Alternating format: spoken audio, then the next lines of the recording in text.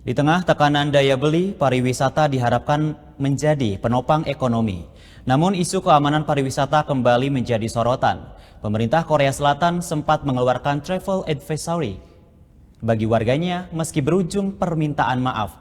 Fakta di lapangan menjadi alarm keras bagi citra pariwisata nasional.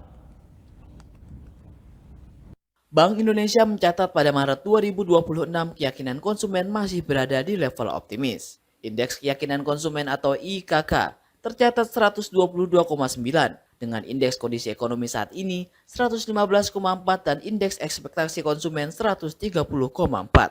Namun daya beli belum bisa disebut benar-benar kuat. Badan Pusat Statistik mencatat inflasi sebesar 3,48% secara tahunan. Penyumbang utama inflasi bulanan adalah kelompok makanan, minuman, dan tembakau sebesar 1,07% dengan andil inflasi 0,32%. Tekanan terasa di sektor real. BPS mencatat nilai tukar petani nasional pada Maret turun 0,08% dibanding Februari 2026.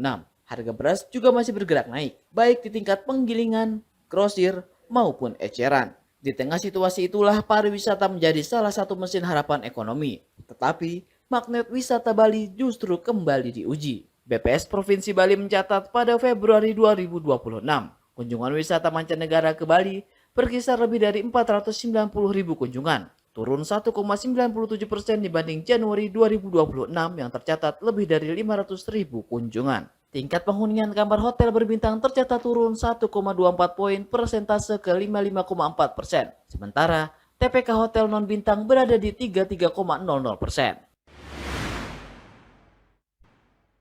Di saat yang sama, citra keamanan Bali ikut terseret. Ketegangan sempat mencuat saat Kedutaan Besar Republik Korea untuk Indonesia merilis travel advisory atau imbauan perjalanan pada 1 April 2026 yang secara spesifik menyoroti kerawanan keamanan bagi warga negaranya di Pulau Dewata.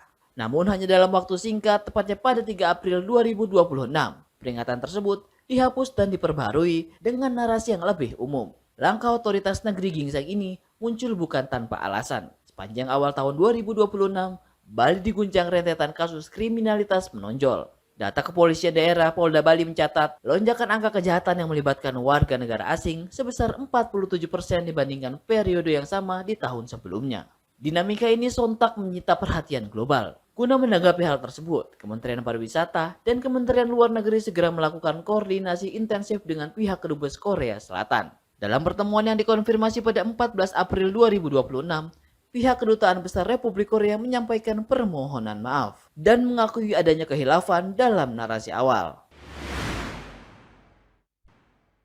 Menteri Pariwisata Widianti Putri Wardana menegaskan Indonesia tetap terbuka dan aman bagi wisatawan dunia. Guna memastikan hal tersebut, serangkaian langkah konkret dilakukan, yakni penempatan pos keamanan terpadu di titik sibuk, penilaian resiko berkala di hotel dan di tempat hiburan sesuai standar Polri, melakukan operasi justisi dengan pengawasan ketat izin tinggal, hingga tindakan tegas imigrasi. Kondisi pariwisata Bali pun terpantau stabil dan tetap berada di puncak prestasi internasional. Berdasarkan data terbaru, Bali berhasil menempati peringkat ketiga dalam daftar 25 pulau favorit di dunia tahun 2025 versi majalah Travel and Leisure. Kasus travel warning Korea Selatan menjadi alarm keras bagi citra pariwisata nasional. Di era daya beli yang rapuh, keamanan adalah bagian dari ekonomi itu sendiri. Tanpa rasa aman, pariwisata sulit menjadi penopang yang benar-benar kuat.